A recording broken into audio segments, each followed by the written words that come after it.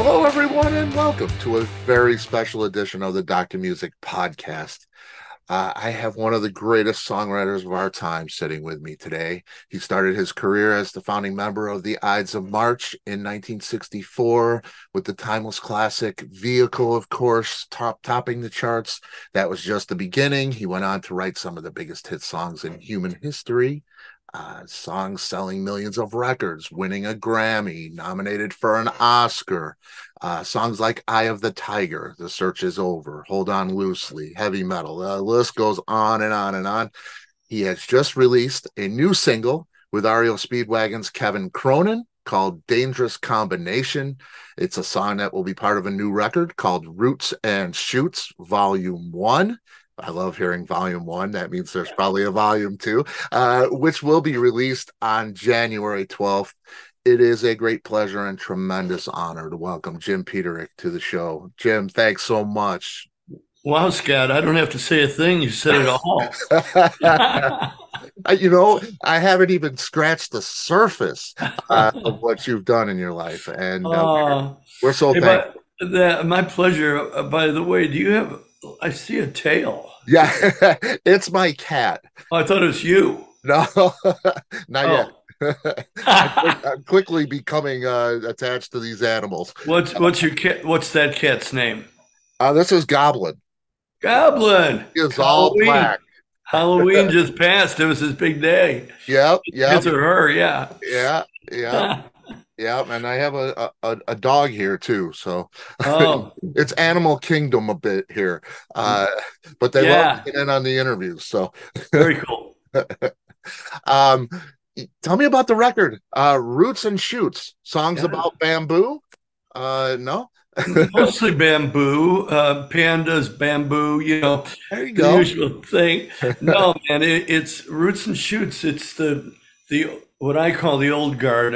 I hate to say old, but the guys that I really grew up with in the music industry, like Kevin Cronin, Mhm. like Don Barnes at 38 Special, Kelly Kagan, Night Ranger, Hmm. uh, you know, and, uh, and new discoveries, of course, which are the shoots. Like my son, Colin Peterik, I've known him for 34 years, And he has been on the show, and let me tell you, he is just a wonderful human being as well. Just a great kid. he, thank you. I mean, he's a great kid and super talented singer, songwriter, studio owner, Yeah. great dad, and all that good stuff. And then, new artists like Paul Childers out of, well, he lives in Nashville now, but he's really Florida. And Ashton Brooke Gill, I wrote a song with Bill Sinar called As I Am. And I have this talent scout, and that's an old term, but yeah, Christine Trammell, as Greg Barnhill's sister, actually, finds talent in the South, mainly in the New Orleans, Florida area, Okay. and says, Jim, what do you think about this? And inevitably, it's someone great. And, I met Mark McKay, who's also on this album, at a big New Orleans festival that she was a part of. And Greg Barnhill played, and I played. And this guy named Mark McKay got up on stage, and he blew my mind. He did That's Why God Made the Radio, which Larry and I wrote with Brian Wilson and Joe Thomas. Right. It's an incredible song. It's so difficult, though. He sat down on piano and played it flawlessly. I was blown away. He's on this record as well. Awesome. Awesome. So many greats on the record, so many new shooting stars, shoots on Good. this record. And it's exciting. It really is. And now when you write each song for a record like this, and you're not a stranger to having guests on the record, Right. um, do you write with the specific voice in mind, or do you write the bulk of the songs and then assign the voice? Well, in this case, Scott, I really tailored it to the voice and the character of the person, and the range of the singer. Right. A lot of these Kelly Kagi Mend Fences, when I was writing it, I go, I hope Kelly likes this because I'm writing this for him.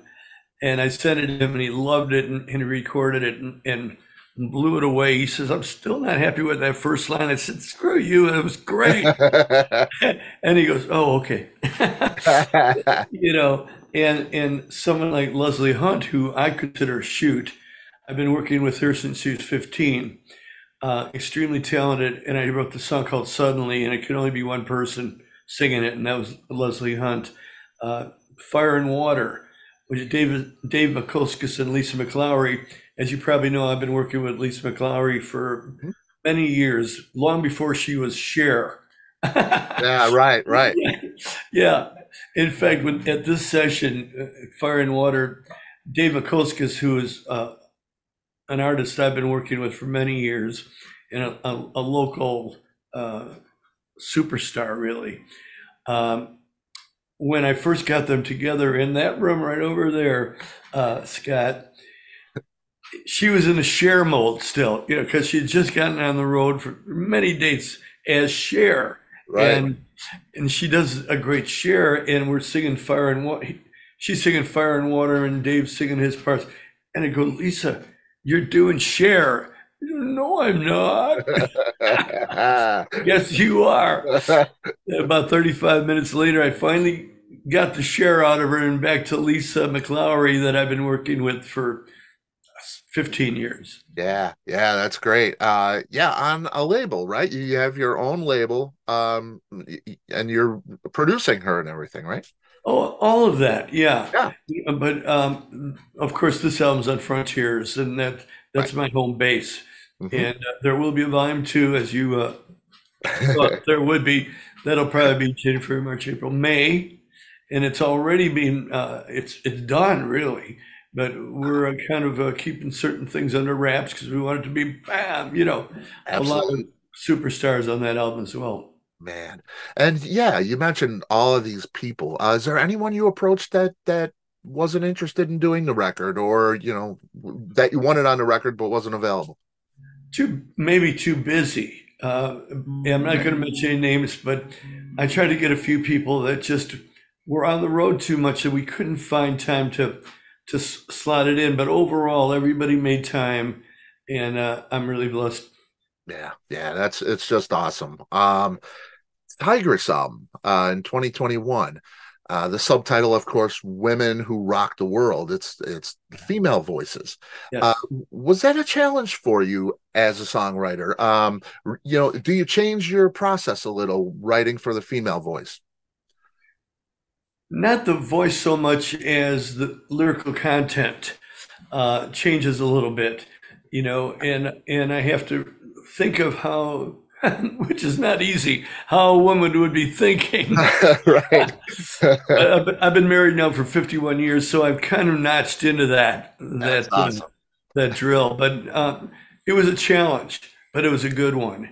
And all the girls, all the women uh, took to my songs, and I had no problems fitting into their characters. Yeah, awesome, and it's a tremendous record with Thank you. tremendous voices on there. Just crazy great. Um, you go from the Ides of March, which is I saw it as kind of a psychedelic rock and soul, very soulful thing. I love it. To writing AOR radio hits, melodic rock with Survivor. That's a Yeah. pretty, you're one of the most diverse songwriters as well. Um, did the process change? How has it changed over the years from, those different transitions? Well, you know, through the years, I've been influenced by so many people. First of all, I'm a fan of music, and I'm a fan of different artists. I'm very broad based and broad spectrum of what my influences are. Everything from the Beatles to Elvis Presley to Neil Young to Neil Diamond to Johnny Cash. I mean, my Mhm. sisters brought me up on Elvis Presley and Johnny Cash. And Chuck Berry was one of my heroes. I was 5 years old singing Johnny Be Good, you know. And so all these things is like a giant stew that go into my songs. And, you know, I really haven't changed that much. I mean, you know, with I'm a friend of stranger in the black sedan, won't you hop inside my car? I got pictures, candy, I'm a love of a man, take it to the nearest stop. I'm your vehicle, baby. I was channeling. Mm, damn. You I are. was channeling blood, sweat, and tears. I mean, I'll be honest with you. Mhm. And they were channeling Ray Charles. So it all goes down the road, you know. Yeah. Yeah. It's that whole thing. The Ball Medusa thing is it's I just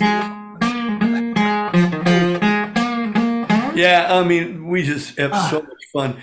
But really, my style of writing, it's tailored to the times, but it's still the same guy and it's the same writer. And I'm always have a positive lilt I'm a positive songwriter. right. You know, if there's anything said in the song, usually there's sunlight at the end of the tunnel, you know, Yeah. Yeah. and that's just the way I try to live my life. It's just awesome. Um, what was given to each guest on the record? Did you send them a demo with a scratch vocal? Did you send them Yeah. the instrumental parts? What did they do? What did they get when they Yeah. Well, when you said, what did I give them? $40 each. No, there you go. but beside that gift, usually it was a rough demo that I did right here in the studio with Larry, who met sort of briefly today. Yeah. And, I'll just rough it out and just sometimes a little folk guitar or just a drum machine, knowing that, I'm going to put real drums on once that person, accepts it. Like, well, any of the people I just mentioned. I remember Don Barnes' Last Dream Home. I wrote that with Larry Millis. I wish he was here to hear me talk about him. But, we wrote a song for Don Barnes specifically, and he really liked it. But he says, well, Jim, the second verse is really not me, and I'd like to change some lyrics there. No problem. I don't want any writing credit. Okay. I just want to make it me, That's and he did some lyrical modifications which were fine with Larry and I. I mean, if anything, it improved the song, and he came right through those doors, and we had already laid down the track, at least the drums and bass and stuff. He put all the guitars on right over there, and he's just this, as you know, Don Barnes, hmm. as great of a singer as he is, he's also an amazing guitar player. First time I sat down with 38 Special, I forget, I don't know what the date was, but it was like in 1981, I think. Yeah. And John Kolodner, who's the guy that talks like this, that was in the Pump video with the wedding dress on, and the long Hasidic beard. John Kolodner was like my mentor. And he's the guy that put me together with Sammy Hagar and Henry Paul and Aerosmith and all these people. Well, he was just amazing, and he put me together with so many people I can't even tell you. But he was the guy that I always had to please. When I was writing a song, and when I put together Survivor, he was the guy that came and signed Survivor. He came right to Chicago, and we rented SIR and we played for him.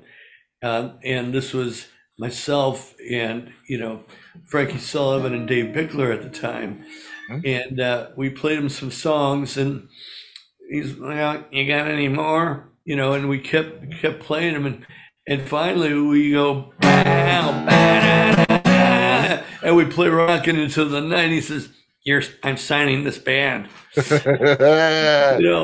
the irony of it is that when we went into the studio with Ron Nevison, Mhm. we did this great album, and one of the songs was Rocket Into the Night. At the end of the day, Ron Nevison says, well, I don't want to use that one on the album. And Kolodner walks in and says, you're not using it? No, we're not using that one.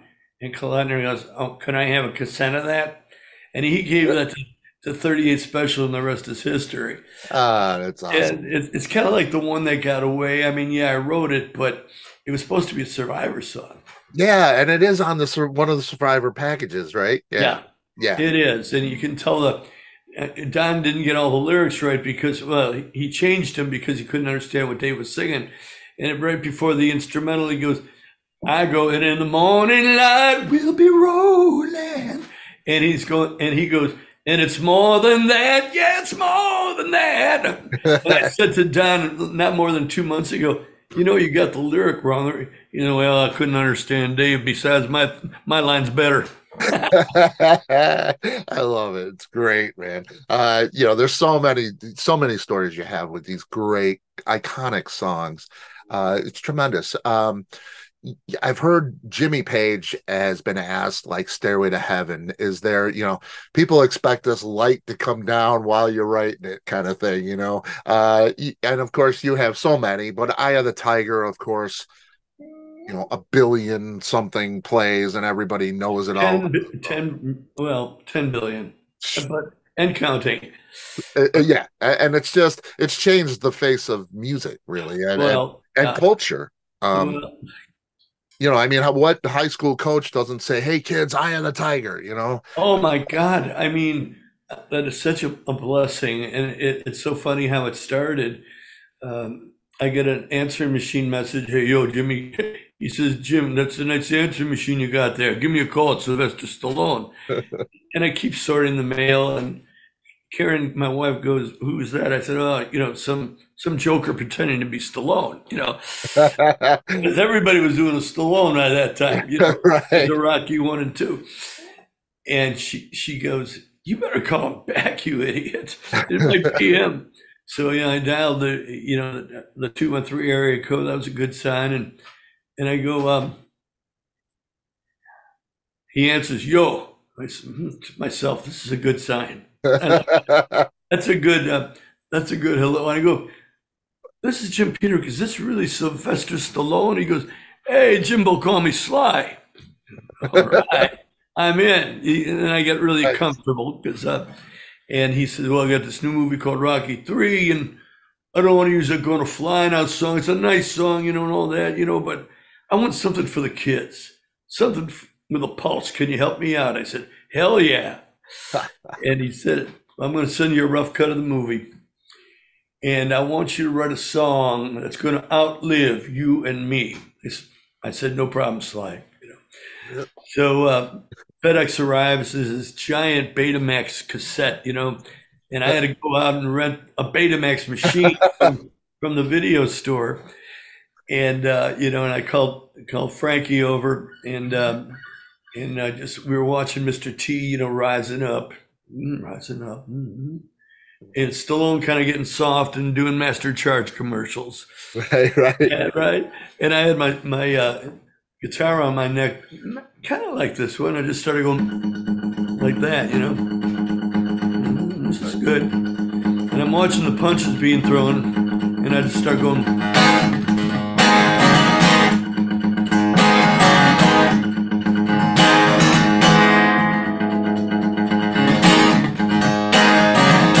Wait for the punch here.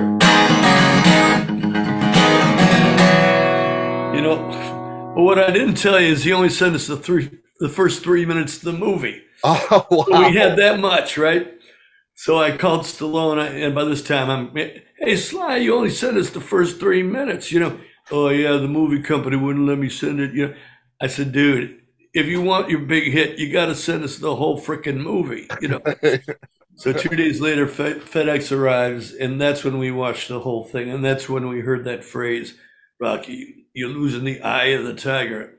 I said to Frankie, "Man, if we don't call this Eye of the Tiger, we're two really, really stupid white guys, And the rest is history. And as I'm jogging around the neighborhood, as I love to do that, in those days, scribbling down lyrics, and Frankie came up with the first 3 lines. We didn't have the music yet. He goes, "Back on the street, doing time, taking chances." I really like that.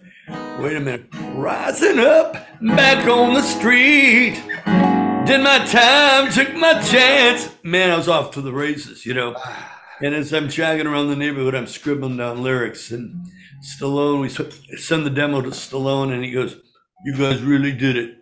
You wrote a song that's going to outlive you and me." I go, "Yeah, whatever, Sly. But you got a little lazy on me." I said, "Well, what do you mean? You didn't write me a third verse. You repeated the first verse." I go, "Oh, shit, yeah."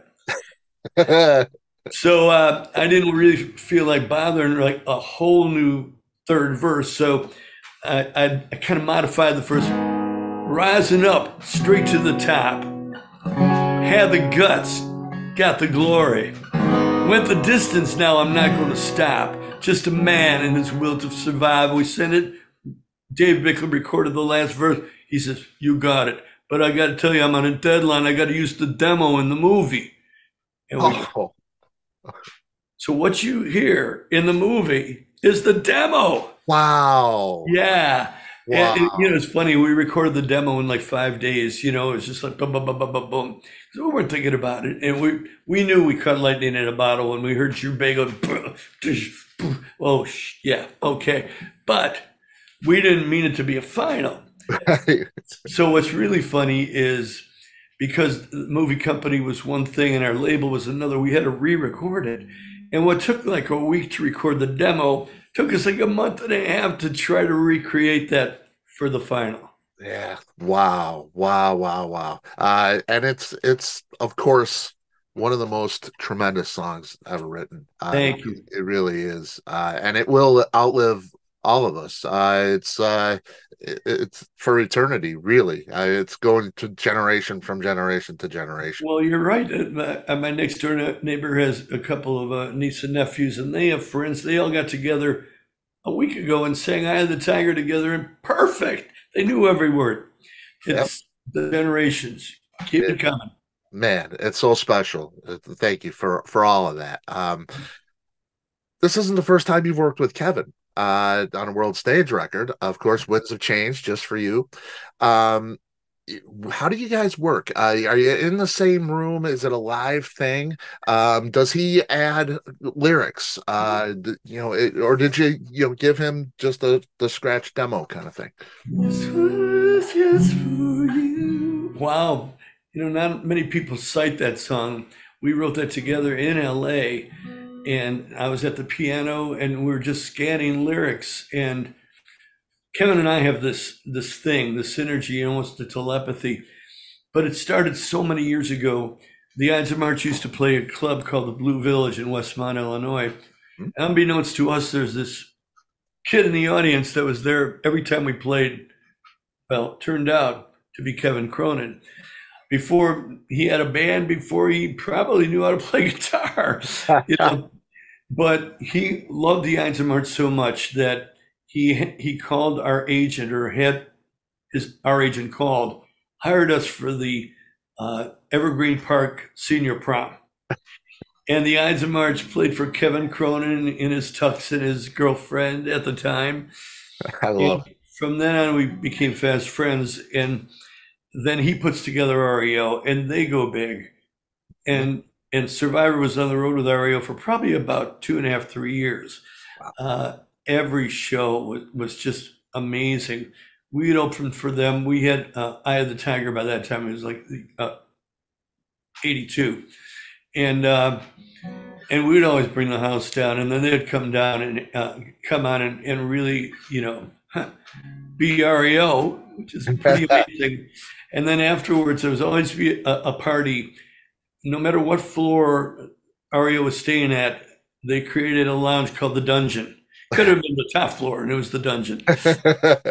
And we'd all go there for a beer, and some partook in a few other things, Of But course. that's another story. I didn't, but I went back to the room and tried to write another song. But Yeah. we've been fast friends ever since, and just for you, our Dangerous Combination is such a great. I mean, Dangerous Combination is really about a guy and a girl being a dangerous combination. But as we were writing this, we're going, we've been a dangerous combination for like 50 years now, Yeah. Yeah. and we always have a blast. It's so good to hear. I love hearing that. And speaking of that, Dennis DeYoung, of course, Proof of Heaven on the Winds of Change album. Um, you convinced Dennis to do two more records when he was done. And that's just so great. It's always great to hear him. It's such talent. Did you try poking Dennis for this record? Uh, I did, and on volume two, there's a song that I dedicated to Dennis and Suzanne DeYoung. He he couldn't partake in it, for different reasons. He loved the song, but other things were happening in his life that we won't go into. Sure. That it was impossible, but he blessed the song and said, "I love the song. Go for it." And it's going to be dedicated to Suzanne and Dennis. Ah, that's beautiful. That's beautiful. I have to ask you, is he done? Will we get another record? Are you gonna push him for another record, or is he done? We'll see. Never say never. I pried Fingers it out crossed. of retirement in 2014 or whatever, Hmm? and I was overseas, and I sent him a seed that I had written. Walking through a graveyard. I love graveyards only because they're so quiet. No one Yes. bothers you. They're very Yep. spiritual in a way. And I wrote the seed and I sent it to him just on a iPhone, demo MP3, and he loved it. And it got his fires going. And that's when we started uh, the first album, and then volume two. There was too much to fit on one album. Yeah. That's great. That's great. We will get a volume two. That's awesome. Mhm. Um, is there a particular song that sits closest to your heart? Of course, you have "Eye of the Tiger," which is probably the biggest song you've ever written, and that's saying a lot. But is there one that sums up who you are as a songwriter, and one that really sits closest to your heart? Yeah, I mean that's a really good question. If I had to file through the files, um, you know, There's a lot of them. there is one that I just absolutely love because I think everybody in their life is searching, for something, whether it's happiness or a good job or fulfillment or whatever it is. We're all searching, and we never really stop searching. And sometimes, in my mind, I love that concept, and I'm thinking, sometimes you go the whole around the whole world, and you realize you had it all the time. And that was the kernel of how can I convince you what you see is real? Who am I to blame you for doubting what you feel? I was always reaching. You were just a girl I knew. I took for granted the friend I have in you. I was living for a dream, loving for a moment, taking on the world. That was just my style. Now I look into your eyes, I can see forever. The search is over. Love was right before my Hmm. eyes. Oh, Jim. Ah, it's just what a beautiful song. It's just it lives with so many people, and like you say, I mean, I've been married 32 years myself, and I never, a lot of times I didn't think I'd find anybody, but it's so true. It's right before my eyes. I just have to reach out, and that it's so positive. Like you were saying before, your music is so uplifting. It's just wonderful, just Well, wonderful. thank you, Scott. Yeah, Yeah, that means a lot coming from 32 years of marriage from you. Yeah. yeah, yeah. And I love being married. I absolutely love the idea of having one person in my life that is to come home to and live share this journey with. It's really special. Yeah, it sure is. It really is. Um, probably my favorite Survivor song, um, that always stirs something in me, the one that really matters. Wow. Which I don't hear a lot of. I don't hear it a lot. It's kind of that hidden gem. Um, can you recall writing every song, or do most of them blend together? Or do you remember where you are when you wrote this, and this?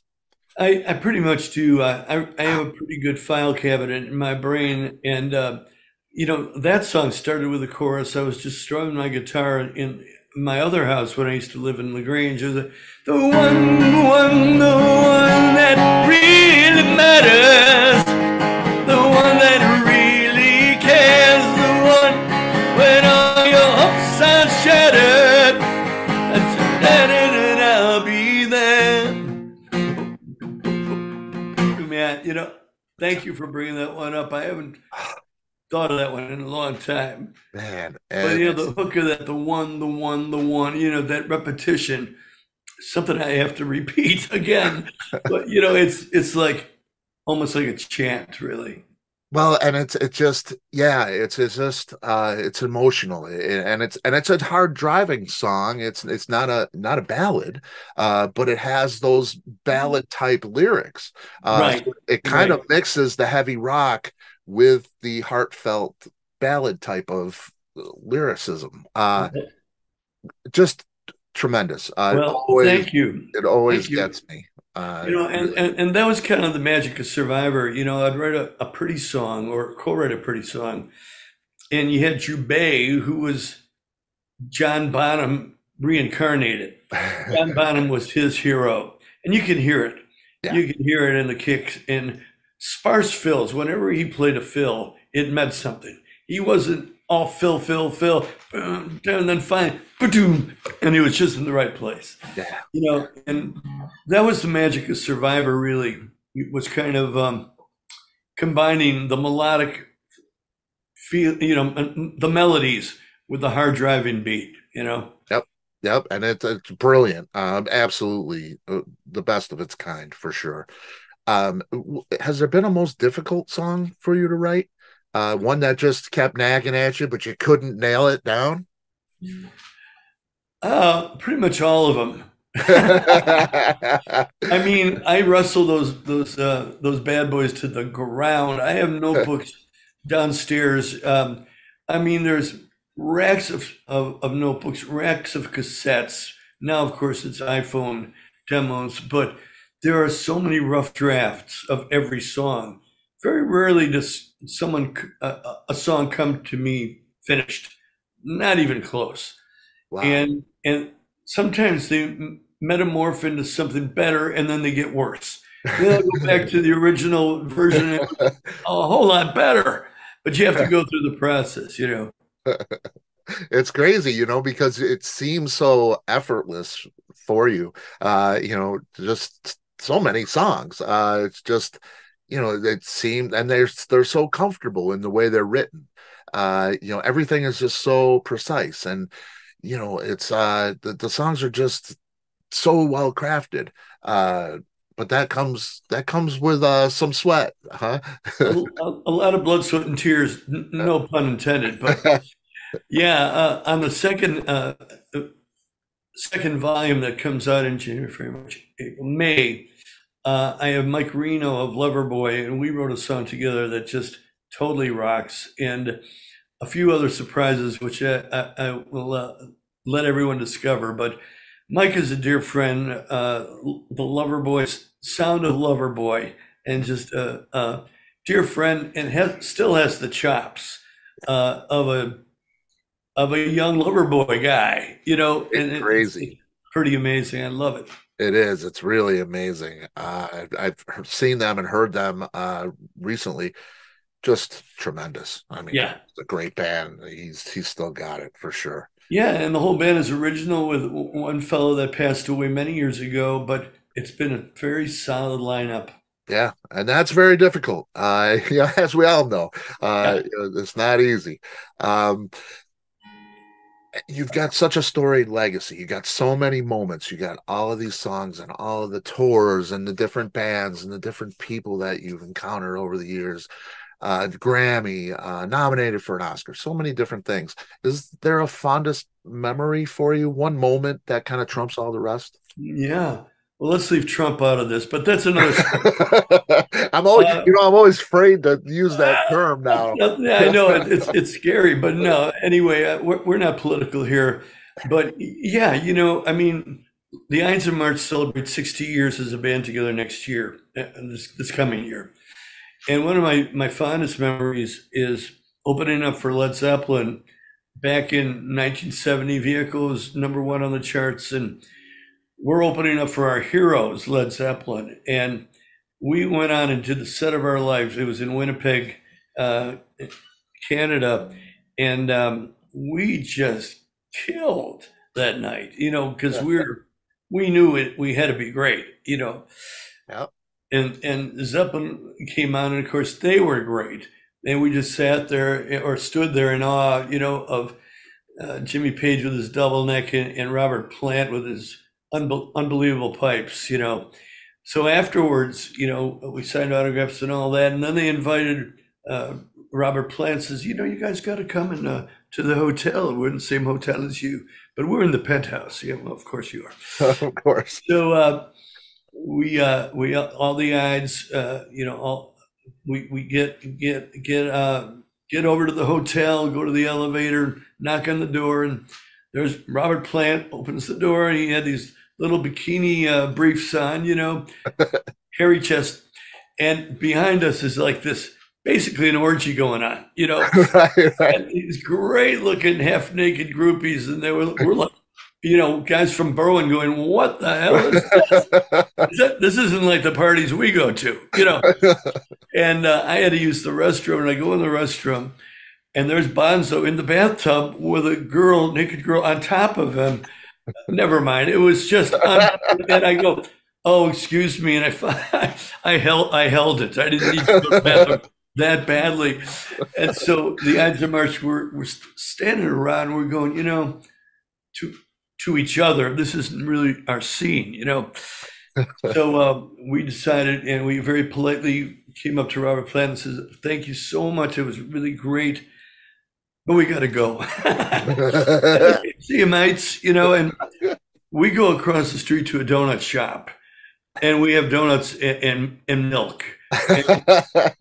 And we were back in the Ides of March comfort zone, and that's our Led Zeppelin story. It's great. It's so awesome. Yeah, that's one you take all the way through, huh? You don't forget that. You don't. And the original four guys that were at that party are still together 60 years later. So it And all works. you still sound great too. It's been a Thank little while since I've seen you, but man, it was tremendous. Thank you. Yeah. On March 15th, we're celebrating the 60 years with a full symphony orchestra in Chicagoland, and it's going to be great. Can't wait. Nice. Yeah, you have to. I'll find out about that. Find out about it. Fly to Chicago. It's not that bad of a journey. I'm here in Naperville, so There you go. and We'll just right there. So just ride over. yeah, no doubt. I will be there for sure. Sounds Uh, good. I want to respect your time too. It's such a pleasure. Let's say your phone rings when we wrap it up, and who would you want most on the end of that line? Oh, that's easy. John Lennon, Ah, that would be pretty cool. my hero. My lower level recording studio is called Lennon's Den, and it's got Lennon's Den and this beautiful wood plank above the door. There's images of John all over. Some are painted by Ronnie Wood, and he was a flawed hero, but a hero nonetheless. And especially the early days of the Beatles, all those great early songs were more Lennon than McCartney. Then it shifted as the years went through. But I want to hold your hand, and she loves you. That's so Lennon, Yeah, and he's the best. yeah, crazy, crazy. Anybody living that you would Oh, most want to? oh God. Well, I wouldn't mind writing with Sir Paul McCartney. That I, that would be amazing. that would be incredible. And you might as well reach for the moon, right? So, Hey, that man, why hasn't that happened? Uh I I see you guys on the same plane. Uh oh, I wish. for sure. Well, that's very, very kind. I mean, how can you not? It's crazy. Everything you've done, you've enriched so many lives out here, much like Sir Paul and all the Beatles. Um, done so much in your career. Is there anything that you have that you've always wanted to do, kind of a bucket list item, something personally or professional? Well, people say, what's the best song you ever wrote? And I said, I haven't written it yet. So I guess my goal is to always top what people think is the pinnacle of my success and creativity, which would be things like I had the Tiger vehicle and, the, the Dirty 10, there's Right. 20, but Right. I'm always trying to top that. And and I always try, every Pride of the Lions album, every Ides of March album, I'm Mhm. trying to attain that. And that's what keeps me going, keeps me young. It's great. It's great. It's so great to have you. It's so great to have you doing what you do, enriching lives. We're so thankful for you. Well, thanks for having me, Scott. And Larry, thanks you. And Thank you, Larry. I really so appreciated your knowledge of my career, your knowledge in music. Absolute pleasure. Thank you. I appreciate you. It's such a pleasure and an honor. Yeah, and I will see you. I'll see you around here. We're pretty close. So You're damn right, Naperville. Yeah, man. yeah. Well, let's rock out. Yes. I love it. I love it. Thank you so much, Jim. Yeah, I will see you soon and let's do this again. All right. I love you. You did a great job. Thank you, Scott. All right. All Take care, right, man. Jim. Be well. Okay. All right. Bye bye. Bye-bye.